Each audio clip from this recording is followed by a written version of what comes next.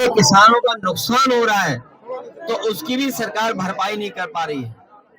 किसानों को जहां मेहनत करके अपनी फसल तैयार करने का मौका मिलता है, वहीं दो सींग वाले भी परेशान कर रहे हैं। हर खेत की रखवाली करनी पड़ रही है और हमारे बड़े पैमाने पर बेरोजगारी है। 9 साल में इस सरकार ने नौजवानों को नौकरी रोजगार नहीं दिया।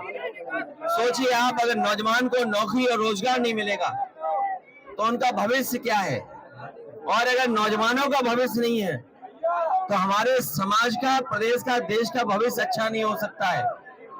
मैं देख रहा हूं कि विधानसभा में बैठ करके भारतीय जनता पार्टी के लोग झूठ बोल रहे हैं। वो कह रहे हैं कि बिजली आ रही है, 24 घंटे बिजली दे रहे हैं, लेकिन यही कि हमारे लोग बता रहे हैं कि बिजली है ही नहीं है। और अगर बिजली आ भी रही है तो जो समाजवादी सरकार में बिजली बन रही थी उसको महंगा करके गरीबों को दे रहे हैं, उनसे ज्यादा पैसा वसूल रहे हैं। जीएसटी बढ़ाते बढ़ाते हमारे किसानों की हर सामान पे जीएसटी ले रहे हैं, उससे उनका सामान, इक्विपमेंट सब महंगे हो रहे हैं। ये महंगाई इसलिए कि मुनाफाखोरी की वजह से है। ये सरकार मुनाफा कमाना चाहती है, लाभ लेना चाहती है। और अभी तो सुनने में आ रहा है कि अमेरिका से जो अपने मित्र बताते थे राष्ट्रपति जी को, वो भी अब इनका साथ नहीं दे रहे हैं। ये लोग हमें और आपको उलझा रहे थे ट्रिलियन ट्रिलियन कह करके, ट्रिलियन ट्रिलियन कि हम ट्रिलियन ट्रिलियन की अर्थव्यवस्था बनाएंगे।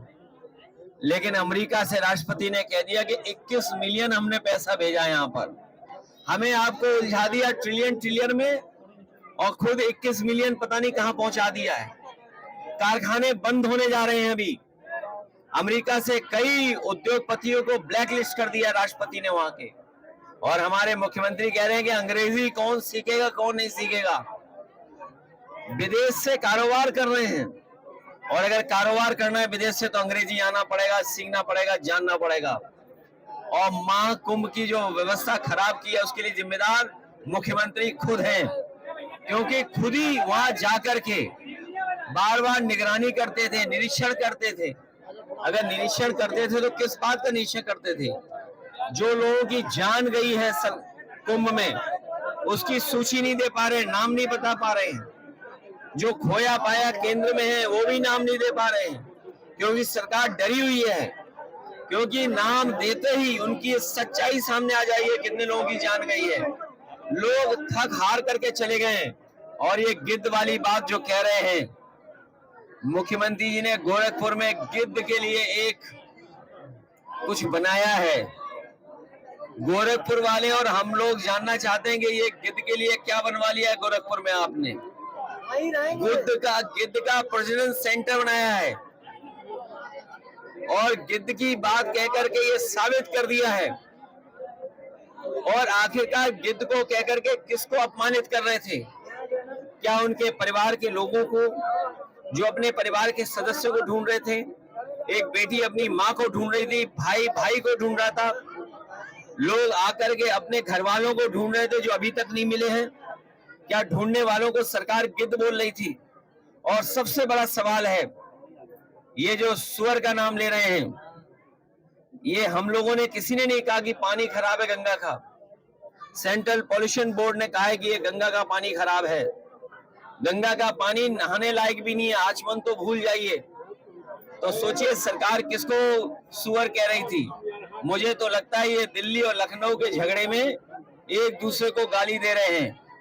अगर उत्तर प्रदेश के बोर्ड कह रहा है, उत्तर प्रदेश का पॉल्यूशन बोर्ड कह रहा है कि पानी साफ है, और दिल्ली का पॉल्यूशन बोर्ड कह रहा है कि पानी खराब है, तो इसका मतलब है लखनऊ वाले दिल्ली वालों को सुअर कह रहे थे। ये जिम्मेदारी किसकी है? ये जिम्मेदारी दोनों सरकारों की थी। ये डबल इंजन नहीं, डबल ब्लंडर वाली सरकार है। इंजन टकरा रहे हैं, डब्बे टकरा रहे हैं, और जनता भी इंतजार कर रही है कि इस बार इनके पास जब चुनाव होगा, सूखे पत्ते की तरह भारतीय जनता पार्टी का सफाया हो जाएगा। भैया इस तरह की जो भाषा संसद में यूज हो रही है और ये दिवाली पे ये भाषा किस ओर इशारा करती है? क्या भगवा कपड़े पहनने से ही कोई योगी हो जाता है क्या? और हमारे भारत के लोग और खासकर गांव के लोग रामायण को जानते हैं, देखते हैं रामायण को। वो ये भी जानते हैं कि सीता माँ का अपहरण जब हुआ था तो रावण भी साधु के भेष में आया था। ये जन जन जानता है, पूरा प्रदेश देश जानता है। जितने लोग सनातनी लोग हैं वो जानते हैं, हिंदू समाज के लोग जानते हैं जो कि जब रावण को सीता माँ का हरण करना था तो रावण साधु के भेष में आया था। इसलिए हमें और आपको सबको बहुत सावधान रहना पड़ेगा ऐसे लोगों से जिनका व्यवहार भाषा बहुत खराब हो गई है, अनडेमोक्रेटिक लैंग्वेज बोल रहे हैं, जो कह रहे हैं कि सोशलिज्म समाजवादी जानते ही नहीं है। ये एम्बुलेंस का काम, समाजवादी मतलब सबका साथ, समाजवादी मतलब सबको सम्मान, समाजवादी मतलब सबको साथ लेकर चलने का है। हमारे मुख्यमंत्री कुछ जानते ही नहीं है। ये पहले मुख्यमंत्री हैं जो कुछ जानकारी नहीं रखते हैं। इनसे पूछो समाजवाद, इन्हें समाजवादी नहीं पता है। इनसे पूछो लोकतंत्र, तो उसका भी नहीं पता इन्हें। ये मीडिया सच क्यों नहीं दिखाती है? ये मीडिया बीजेपी की हो गई है सब।